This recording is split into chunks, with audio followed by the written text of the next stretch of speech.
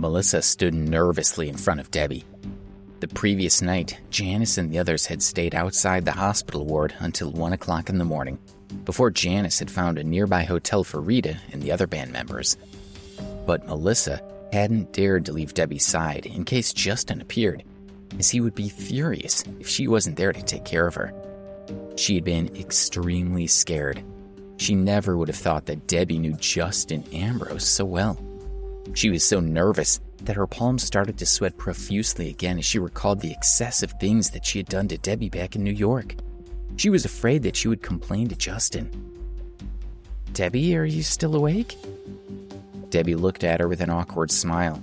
The person lying in front of her was not just Debbie, but someone who knew Justin well. How could she not be scared? Debbie realized that Melissa had never spoken to her in such a soft voice before.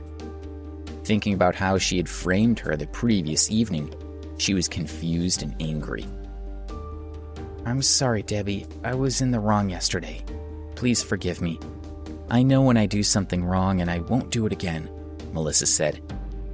But Debbie's angry gaze scared her so much that she kneeled on the ground. Debbie was stunned. She never thought that Melissa would kneel in front of her one day. Then she remembered that Justin had said he would beat up anyone who bullied her. "Did Justin slap you in the face?" Only then did she notice that Melissa's face was swollen. There were still bruises on the corner of her mouth. Melissa used her hand to cover up the bruises, and tears started flowing down her cheeks. She looked at her, nodded slightly, and muttered, "Not only my face, but..." As she stood up, she turned around and... At first, Debbie didn't know what she was going to do. She was so frightened that she closed her eyes. It was too horrible to look at. "My boyfriend, Charlie Mason, doesn't want me anymore. I've already been punished enough. Please forgive me?" "All right, I'll forgive you," Debbie whispered. She already looked miserable, and Debbie wasn't the kind of person to hurt others. "Thank you, Debbie. Thank you," Melissa said as her tears turned into smiles. She kept bowing and thanking her. "You don't have to be so formal with me," Debbie said with a faint smile. "How are your injuries? Did you let the doctor see them?" "It's fine. Don't worry about me. You're the most important thing right now. Do you want a drink of water? Do you feel hot? How about I buy you a couple of buns to eat?" Melissa treated her well due to her connection with Justin.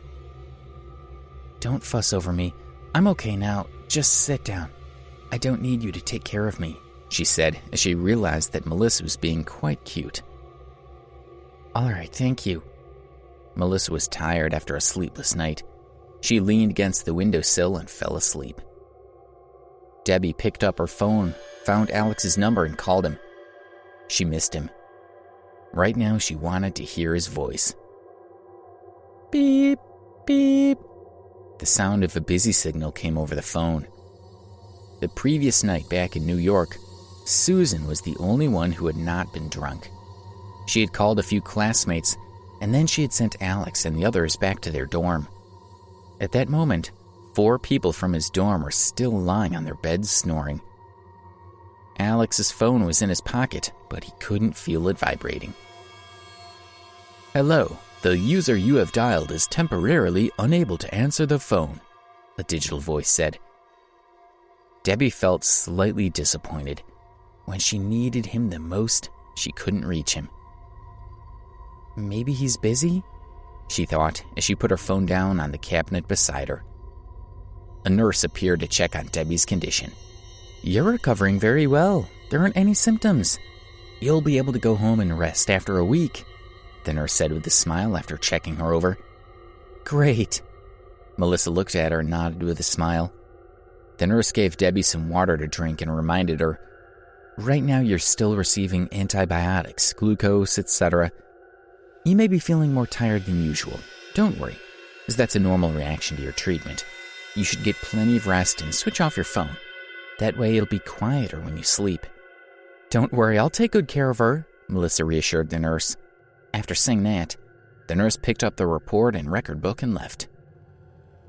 Debbie, listen to the nurse and get a good night's sleep. I'll be watching over you from over there by the window," Melissa said while standing beside the bed smiling at her. Debbie nodded slightly and closed her eyes. After a while, she fell asleep. Melissa was about to rest by the windowsill when Debbie's phone rang from its spot in the cabinet. Only then did Melissa remember that the nurse had told Debbie to turn it off. She picked up the phone and was about to turn it off, but she casually swiped it. The phone didn't have a locked screen, so she opened it easily. When she saw the call log, she found that Debbie had just called Alex, but she hadn't been able to get through. Her mind started whirling. Debbie knew Justin, and Alex was Debbie's boyfriend. They both had the last name of Ambrose. Melissa suddenly realized that Alex was Justin's brother. Previously, she had been worried about what Justin would do to her, but she hadn't even thought about such a simple connection to Alex. She looked again at the phone, then she looked at Debbie, who was sleeping soundly on the bed. A trace of craftiness appeared in Melissa's eyes, and she came up with an idea. She took out her phone and turned her back to Debbie in case she happened to wake up.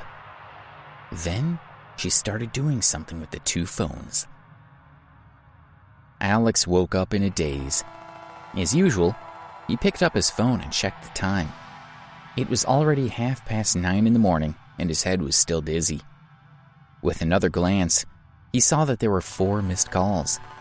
He opened them and saw that Debbie and Justin had called. He halfway sobered up at the sight of Debbie's name and called her right away. Alex. His name appeared on the screen. Melissa was shocked and muted the phone. She kept the phone on until the name disappeared. "What's going on?" Alex wondered. "Why isn't she answering my call?" He was about to try again when a text message appeared. "I'm busy right now, so I'll call you later." He stopped when he saw the message. He imagined there were still a lot of things she needed to do for the Chicago talent show. Why did Justin think of calling me? He thought for a while and called him back. Justin's phone lit up under the artificial lake where he had thrown it in anger the day before. Of course, no one would be able to pick it up. Alex tried 3 times, but nobody answered. Although he was a little suspicious, he had no other choice but to give it up. This must have gone crazy somewhere again, he thought. He put his phone in his pocket and went to the bathroom to wash up. His head still felt dizzy after drinking all night, even though he had splashed cold water on his face. He walked out of the dorm and decided to have a bite to eat on the street to help clear his head. Walking from the dorm to the campus gate and breathing in the fresh air, he started feeling a bit better. "Hello, Alex." A beautiful lady walked over as he was about to step out of the gate. It was Kelly Phillips. She waved at him with a sweet smile. Looking at Kelly, his heart moved. He realized that he was happy to see her again. This was not a good sign. He subconsciously reminded himself to keep his distance from her. She walked toward him and smiled. "Hello." He greeted her distantly with a slight nod and continued to walk, which made her feel a bit embarrassed. "Alex," she called after him, but he didn't even turn his head. She sighed softly, took 2 steps forward and followed behind him. "Wait for me." She increased her pace to keep up with him. She looked at him and tried to get closer. She asked, "Have you eaten? What are you planning to do?" "No, let's eat," he said, but he didn't even look at her as he walked forward. Why is he so cold, really, she thought. But she was happy that at least he had agreed. However, with her intelligence, she could see that he was intentionally staying distant from her. Why did he want to do that? Because he had already sensed that if she continued to interact with him, she might fall in love with him. Her eyes flashed and she thought, "You want to keep your distance from me, but I won't let you." "How have you been these past few days?" she asked. "All right," he mumbled. "I ate pasta last night. What did you eat for dinner?" she bantered. "I went out for dinner," he mumbled again. "I haven't seen you with your girlfriend. Is there a problem?" she casually asked. He stopped walking and looked at her speechlessly. Kelly, who had been smiling happily as she trotted along, felt embarrassed when she saw him stop and stare at her. Her lips trembled, and her smile gradually turned awkward. Alex shook his head helplessly and continued walking forward. "What? Why are you glaring at me like that? What are you planning to do?" she wondered. He doesn't know how to respect beautiful women at all, she thought. She felt a pang in her stomach and quickly followed after him.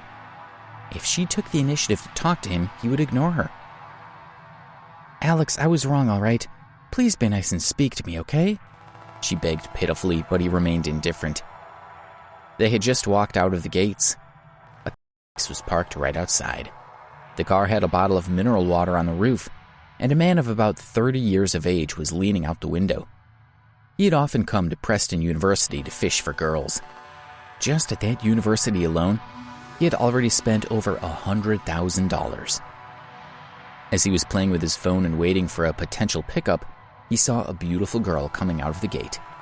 His eyes lit up. She was too perfect. She was just like a model. For a girl like that, he would be willing to spend any amount of money. Seeing that she was walking in his direction, the man opened the door and got out of the car. Please subscribe to the Pocket FM YouTube channel and press the bell icon for instant notification. Check out our channel for more such exciting shows.